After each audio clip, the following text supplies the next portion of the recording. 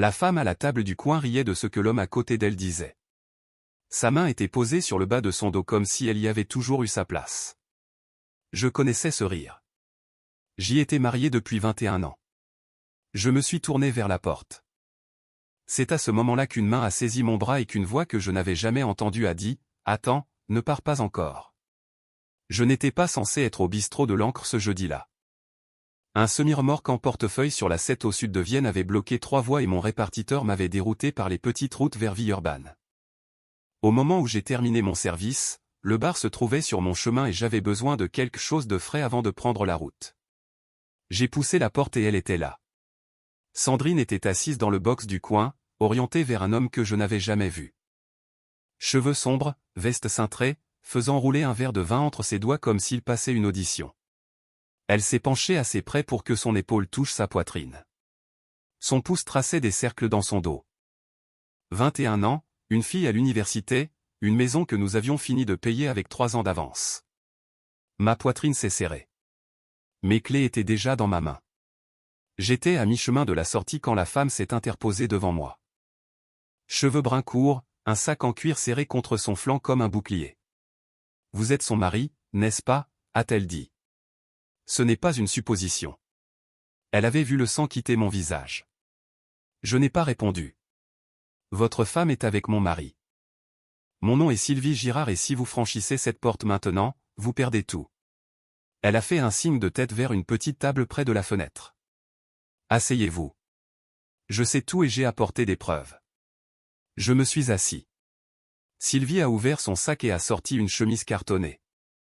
À l'intérieur, des captures d'écran imprimées, des dizaines. Des messages textes entre un contact enregistré sous le nom de S et son mari Stéphane Girard. Représentant en vain pour des comptes régionaux dans toute la région Auvergne-Rhône-Alpes. Les messages remontaient à 5 mois. Il avait laissé son iPad synchronisé à la maison. Sylvie a dit que les notifications avaient commencé à apparaître en février. Je surveille depuis lors. Elle a étalé 3 impressions sur la table. Des dates de jeudi, des heures, des lieux, correspondant tous aux soirées où Sandrine me disait qu'elle avait des dîners d'affaires avec sa chaîne d'approvisionnement de restaurants. Chaque jeudi, a dit Sylvie, la même rotation, ce bar, un endroit près de la place Bellecour, parfois le hall de l'Hôtel Dieu. J'ai suivi cela pendant 3 semaines avant de venir ici ce soir. À l'autre bout de la pièce, Sandrine a ri de nouveau. Ce même rire bas et facile qu'elle réservait autrefois à moi seul. Je prévoyais de confronter Stéphane seul, a dit Sylvie. Puis je vous ai vu entrer et devenir livide. Alors maintenant, nous sommes 2. Elle a fait glisser le dossier vers moi. Prenez-les. Vous allez en avoir besoin. J'ai regardé les captures d'écran. J'en ai lu 2. Assez précises pour ne laisser aucun doute. Sandrine avait écrit des choses à cet homme que je ne l'avais jamais entendu me dire. Pas en 21 ans. J'ai fermé le dossier. Qu'est-ce que vous voulez faire, ai-je demandé. Pas ce soir, a dit Sylvie. Jeudi prochain. Sylvie a exposé le plan en moins de 5 minutes. Propre. Pas de drame. Pas de scène de ménage dans un bar bondé. Nous leur donnons un jeudi de plus. Pendant la semaine, nous faisons chacun nos mouvements. Elle dépose la demande en premier. Stéphane ne sait pas qu'elle est déjà allée voir un avocat 2 fois. La maison est à son nom à elle. Elle la garde. Mon travail. Lundi matin. Appeler un avocat spécialisé en droit de la famille. Dérouter mon virement de salaire, paramétrer des alertes sur le compte joint, tout documenté. Si vous la confrontez maintenant, elle efface tout et joue les victimes. Sylvie a dit, vous lui donnez 7 jours et vous arrivez jeudi prochain avec des papiers au lieu de la colère. Le trajet du retour s'est fait en pilote automatique. La voiture de Sandrine n'était pas encore dans l'allée. 2 minutes sur le perron, puis à l'intérieur. L'ordinateur portable est sorti sur le comptoir de la cuisine. Avocat de la famille à Lyon qui prenait des consultations le samedi. À minuit, j'avais 3 noms et un nouveau compte courant dans une banque différente. J'ai dérouté mon salaire.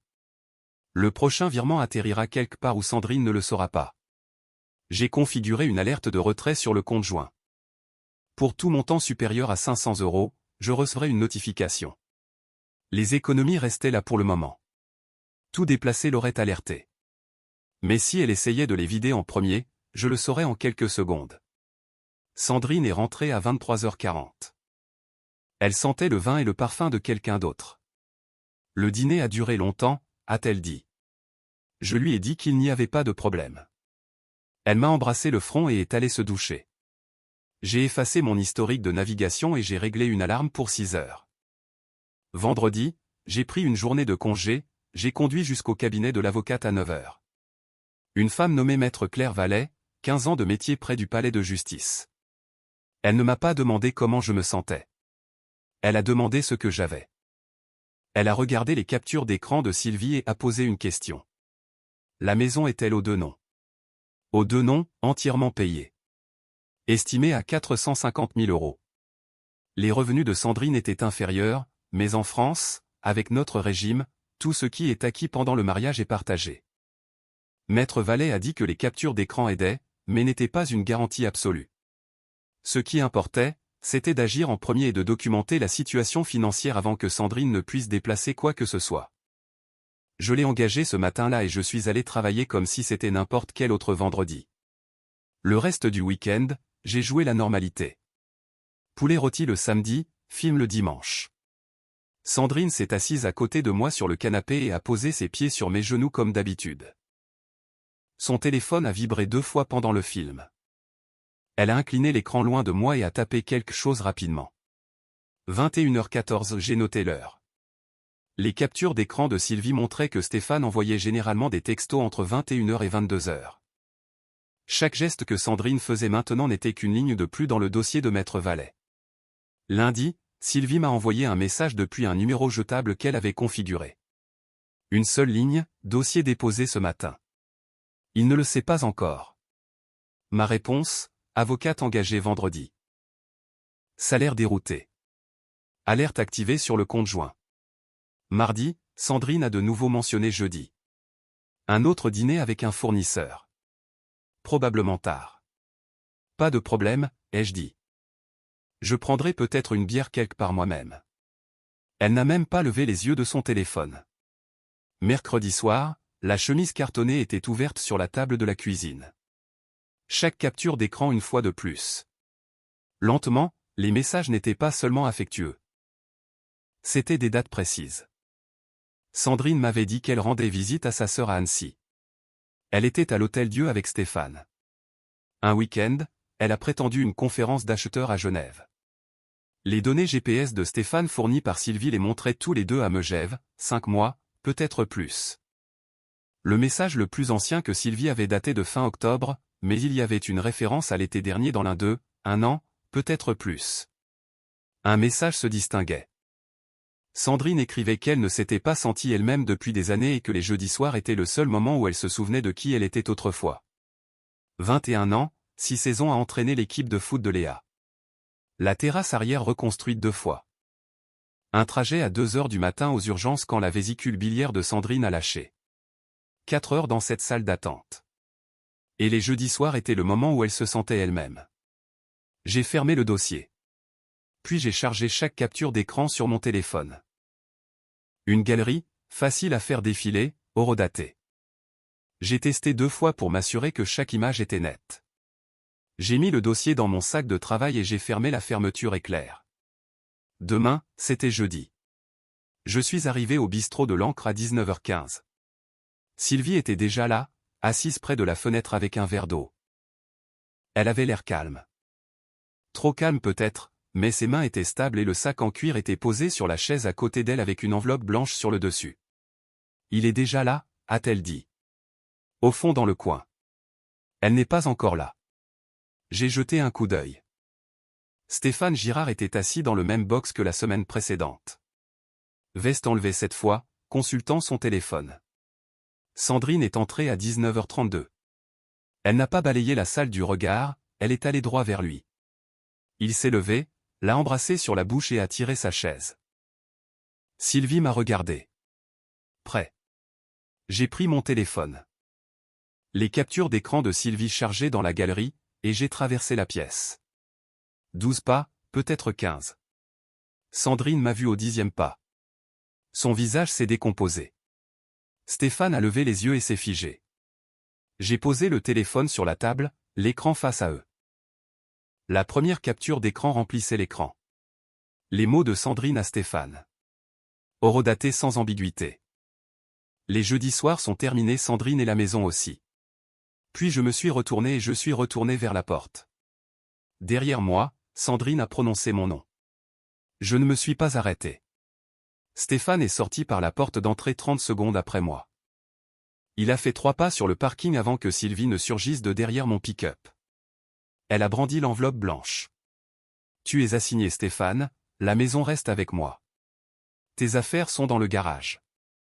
Sa bouche s'est ouverte. Rien n'est sorti. Je suis monté dans mon véhicule et je suis parti. Sandrine a appelé 9 fois cette nuit-là. J'ai laissé chaque appel aller sur la messagerie vocale. Les 3 premiers étaient colériques. Comment osais-je l'humilier? Comment osais-je fouiller dans ses affaires? Comment osais-je me pointer comme ça? Le 4e a changé de ton. Sa voix s'est brisée. Elle a dit que ce n'était pas ce que je pensais. Le 7e message était calme, juste un bruit de respiration. Et puis, oh s'il te plaît laisse-moi rentrer à la maison. Je n'ai pas rappelé. Vendredi matin, elle a conduit jusqu'à la maison, s'est garée dans l'allée et a essayé la porte d'entrée. Le peine dormant ne tournait pas. J'avais fait venir un serrurier le jeudi matin. Nouvelle serrure à l'avant et à l'arrière avant même de partir pour le bar. Elle a frappé pendant 10 minutes. Je regardais de la fenêtre de l'étage. Finalement, elle s'est assise sur la marche du perron et m'a rappelé. Cette fois, j'ai décroché. Les serrures ont été changées, ai-je dit. Tes vêtements sont dans 2 valises dans le garage. Le code est l'anniversaire de Léa. Olivier, nous devons parler de ça. Le nom de mon avocate est Maître Claire Vallet. Son numéro est dans l'enveloppe au-dessus des valises. Silence. Tu ne peux pas simplement m'enfermer hors de ma propre maison. Maître Vallet a déposé les documents ce matin. Jusqu'à ce que le juge en décide autrement, je reste et tu pars. Vois cela avec ton propre avocat. Elle a raccroché. 20 minutes plus tard, j'ai entendu la porte du garage s'ouvrir et se fermer. Quand j'ai regardé, sa voiture était partie. Les 2 valises aussi. Samedi, Sandrine a appelé Léa, lui a dit que j'avais changé les serrures et que je l'avais mise dehors sans explication. Elle a dit que je faisais une sorte de dépression nerveuse. Léa m'a appelé cet après-midi-là. Prudente. Neutre. Maman dit que tu l'as mise à la porte. Qu'est-ce qui se passe, papa? Je n'ai pas discuté la version de Sandrine. Je n'ai pas expliqué. J'ai ouvert mon téléphone, sélectionné 3 captures d'écran, les plus claires, sans place pour l'interprétation, et je les ai envoyées. 40 secondes de silence sur la ligne. Depuis combien de temps, a demandé Léa. Au moins 5 mois. Probablement plus. Encore du silence. Alors je rentre à la maison le week-end prochain. Tu n'es pas obligé. Je sais. Elle a raccroché. La maison était calme. Le frigo contenait des restes de poulet rôti du samedi. J'ai fait une assiette, je me suis assis au comptoir et j'ai mangé sans en sentir le goût. Dimanche, un ami commun de Stéphane a appelé mon portable. Il a dit que Stéphane voulait me voir, pour discuter d'homme à homme. J'ai dit à cet ami qu'il n'y avait rien à discuter et que tout contact ultérieur devait passer par mon avocate. L'ami a marqué une pause, puis a dit qu'il comprenait. J'ai passé le reste du dimanche à arracher les mauvaises herbes dans le jardin de devant. Je ne l'avais pas fait depuis des semaines. Les parterres étaient en mauvais état. J'ai travaillé jusqu'à ce que mon dos me fasse mal, puis j'ai continué. Le vendredi suivant, la petite voiture grise de Léa est entrée dans l'allée. Elle est sortie avec un sac de sport et un panier à linge. Elle n'a pas dit grand-chose. Elle a juste posé ses affaires dans son ancienne chambre et est redescendue. Nous avons commandé thaïlandais, nous nous sommes assis sur la terrasse arrière. Elle m'a posé une question. Tu l'as vu toi-même? De mes propres yeux, ai-je dit, au box du coin au bistrot de l'Ancre, sa main dans son dos. Elle a hoché la tête, picorant ses nouilles. Maman n'arrête pas de m'envoyer des textos. Elle dit que c'était une mauvaise passe et qu'elle a fait une erreur. C'est entre toi et elle. Non, a dit Léa, c'est entre elle et la personne qu'elle veut être. Nous avons fini de manger. Elle a lavé les contenants. J'ai essuyé le grill. Cette même semaine, Sylvie m'a envoyé des nouvelles par texto. Stéphane avait signé. La maison des Girard était à elle. Il avait emménagé dans un appartement meublé près de l'aéroport. Il avait perdu l'accès à leurs économies. Sylvie avait fait vite. Le même scénario qu'elle m'avait donné. Ses comptes régionaux se tarissaient aussi. Le mot circule vite dans le milieu du vin. Personne n'a dit que c'était à cause de l'affaire, mais 2 de ses plus gros clients restaurateurs ont discrètement changé de distributeur. Un dernier texto de Sylvie à la fin. Merci de vous être assis à cette table ce soir-là. J'ai répondu, merci de m'avoir saisi le bras. La sœur de Sandrine, Nathalie, m'a appelé un lundi. La première fois depuis des années qu'elle me contactait directement. Elle loge chez moi, a dit Nathalie, elle est dans un état lamentable.